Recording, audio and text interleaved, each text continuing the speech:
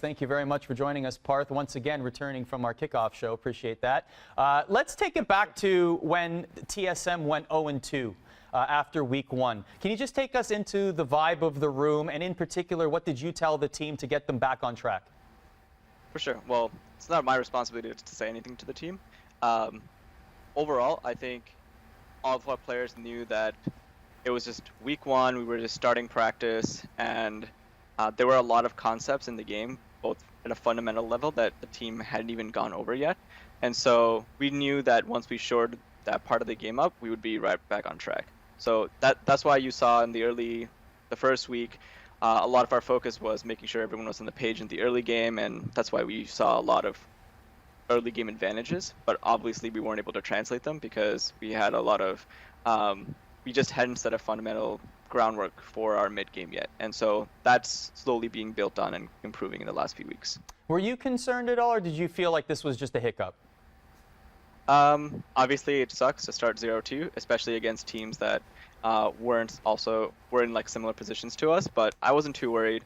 Our players are really determined, strong-willed, and willing to put in the work, and we had like a good foundation that we've already been working on. So I knew that again, it sucks starting 0-2, but results were going to come. What doesn't suck is a 4-game win streak. What were some of the things that you identified watching your team that they were able to do really well to go on this 4-game win streak?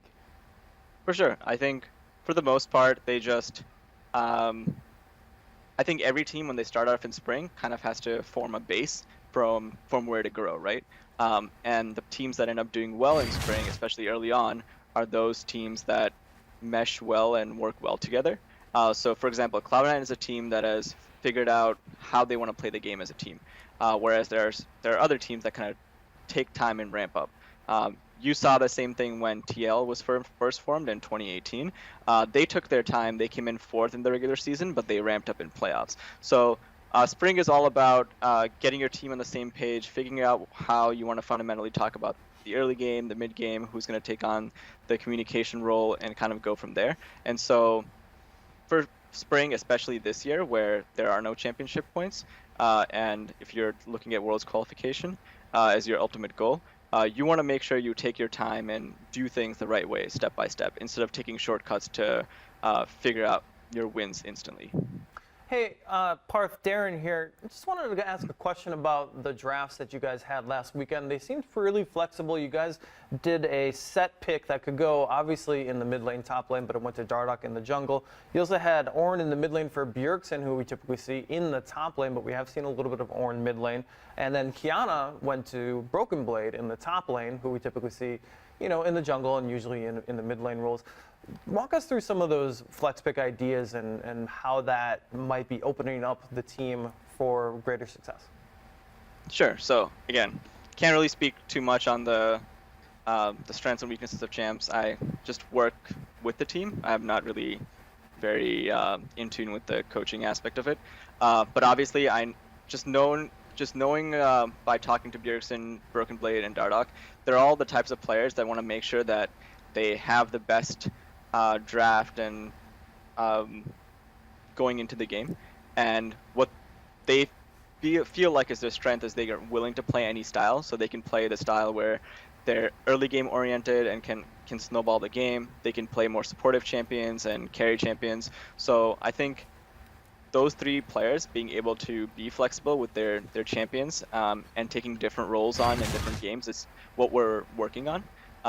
And so that's why you'll see TSM come off to a slow start, because when you're having players take on these different roles, they also need to learn how to communicate. For example, if Bjergsen's playing Ornn, he's playing a entirely different game than when he's playing something like Syndra or something like LeBlanc. And so once we have that flexibility set up in all those 3 roles, we're going to be a much stronger team going into later into spring playoffs or even into summer. And so that's what the current focus is. Got it. And fully knowing that you obviously aren't in the coaching side, but you have a lot of insight into the game. You guys have Cloud9 next week. What are some of the weaknesses you guys think you might be able to exploit on a 6-0 Cloud9? So Cloud9 is very reminiscent of Immortals when they first joined the scene with the Huni Reignover roster. it's very much governed by their top mid jungle. They actually do a lot of groundwork for setting up that team in the early game and even throughout the game, where Sven and Vulcan, by knowing Sven, I know he functions well in a team that already has kind of their, has the other roles who know what to do. So that's why it was like a very similar Sven to Spring of last year. And so I think their current strengths is how well coordinated they are, and that's not something that you can really exploit in the short term. You as a team just need to be fundamentally good enough to stand up to that and kind of work with it. So obviously, making sure that we match up in the early game is going to be pretty key to taking them on this weekend. Parth, 2 more quick questions for you from our chat. Rejinx asks, when will TSM move into the big new complex? So obviously, we want to move in as soon as possible, but there's a lot of intricacies that go into it in terms of permits and finishing up construction. We did actually amend the project slightly to encompass a lot more performance initiatives than we originally had planned. So it's kind of a secret that we are hoping to unveil when it eventually comes out. So I think while we have delays, it's going to be that much more worth it when we finally move in. I thought you were going to break the news here. You can feel free to come back and break the news for us. Last question for you. Let's talk a little Academy. Dokla and Spica and the rest. Just give us a little bit of an update there. And also, what are you looking for from these players in terms of development? Sure. So obviously, again, I've spoken a lot in the offseason about how teams should build their academy rosters and how every team does it differently. For us, usually we like to have a balanced roster that has a couple of rookies, have a couple of veterans, and it allows you to kind of grow the rookies. So for example, on this roster, we have Spica and Evolved as our kind of 2 rookies that we're kind of developing. Dokla is like a solid piece that I think with a little development or growth can actually replace a lot of players in the LCS currently. And then same with Lost and Treats. I think both of them showed a lot of promise last year, and then I'm expecting them to develop as well. So overall, I think we have a team that all at some point can join the LCS or LEC, and a couple of rookies that we're looking to develop. Parth is the manager of TSM. His team is currently 4-2 in the Spring LCS. Thank you very much, as always, for your time, Parth. Always a pleasure. Take it easy.